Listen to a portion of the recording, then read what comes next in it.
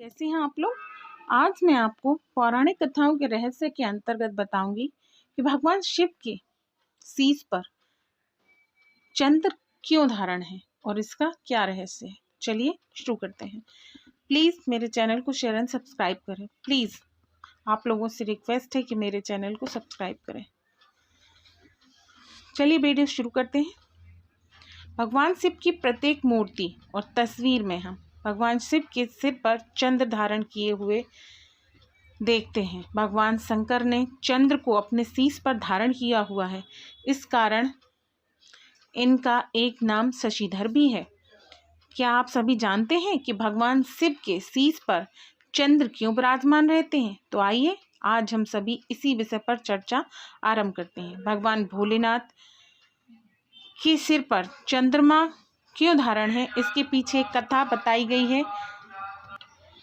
तो आइए दोस्तों कथा प्रारंभ करते हैं।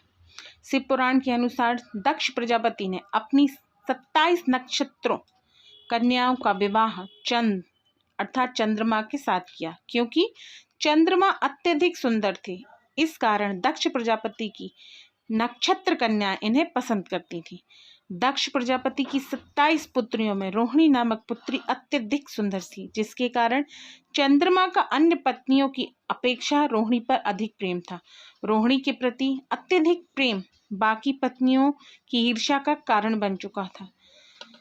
रोहिणी के प्रति अपने पति चंद्रमा के अत्यधिक प्रेम को देखकर बाकी बहनें दुखी रहती थीं। दक्ष प्रजापति को जब अपनी 26 पुत्रियों के दुख का कारण पता चला तो उन्होंने चंद्रमा को समझाया और रोहिणी के अलावा भी बाकी पत्नियों के प्रति उनकी जिम्मेदारियों का भी भान कराया। लेकिन चंद्रमा ने अपनी सुंदरता के मद में अपने ससुर दक्ष प्रजापति की बातों का कोई ध्यान नहीं दिया।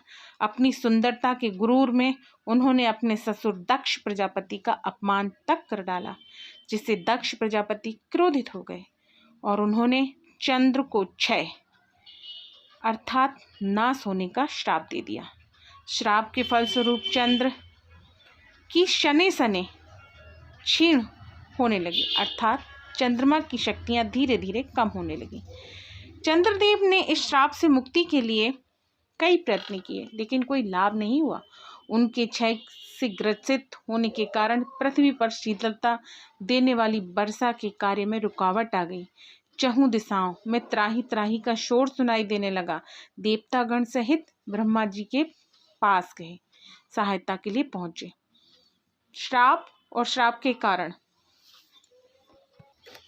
चंद्र की दशा से ब्रह्मा जी को अवगत कराया गया। ब्रह्मा जी ने चंद्रमा से कहा कि आप भगवान शिव की आराधना कीजिए, वही आपका कल्याण करेंगे। ब्रह्मा जी की बात मानकर चंद्र ने भगवान शिव को प्रसन्न करने के लिए घोर तपस्या की। उनकी तपस्या से प्रसन्न होकर भगवान शिव ने उन्हें दर्शन दिए और वरदान स्वरूप उन्हें दक्ष प्रजापति के श्राप से मुक्ति दिला दी, जिसके कारण भगवान शिव ने चंद्र को अपने शीश पर धारण किया। कहा तो यह भी जाता है कि दक्ष प्रजापति के श्राप से शिव जी के वरदान के कारण ही चंद्रमा का आकार घटता और बढ़ता रहता है। भगवान शिव के शीश पर चंद्र आसीन है, इससे जुड़ी एक और कथा प्रचलित है। जब देवताओं और दानवों के संयुक्त बल द्वारा समुद्र मंथन किया गया, उसी समुद्र मंथन में विष निकला। विष इतना भयंकर था कि विष का प्रभाव पूरी सृष्टि पर फैलने लगा। सभी देवता और दानव त्राही त्राही करने लगे और सभी त्राहिमाम बोलते हुए भगवान शिव के पास सहायता मांगने के लिए पहुंचे। सृष्टि को उस भयंकर प्रभाव से बचाने के लिए भगवान भोलेनाथ ने उस भयंकर प्रभाव देने वाले विष को पी लिया। भगवान शिव ने उन भयंकर विष को अपने कंठ में दबा लिया था। भगवान शिव का शरीर गौर वर्ण मतलब गोरे रंग होने के बावजूद विष के प्रभाव के कारण उनका कंठ नीला पड़ गया। नीले कंठ के कारण ही भगवान शिव का एक नाम नीलकंठ भी है।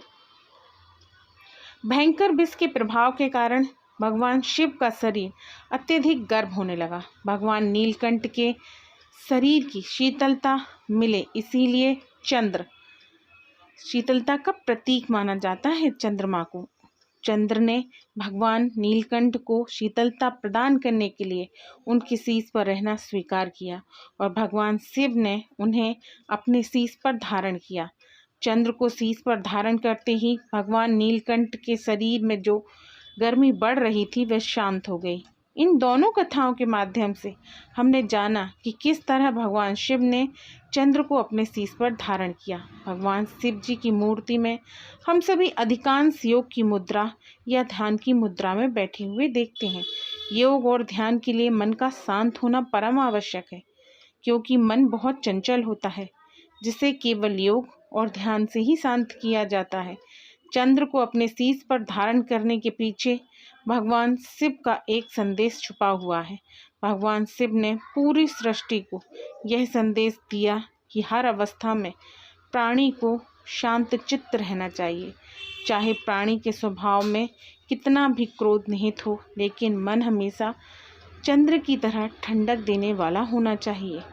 हम मनुष्यों को चंद्र से एक बात सीखनी चाहिए कि जिस प्रकार चंद्रमा सूर्य से ऊष्मा लेकर हमें शीतलता प्रदान करता है, उसी प्रकार हम मनुष्य के समक्ष चाहे कितनी ही विकट परिस्थितियां खड़ी हों, अपने स्वभाव रूपी क्रोध को नियंत्रित करके मन को शांत रखना चाहिए।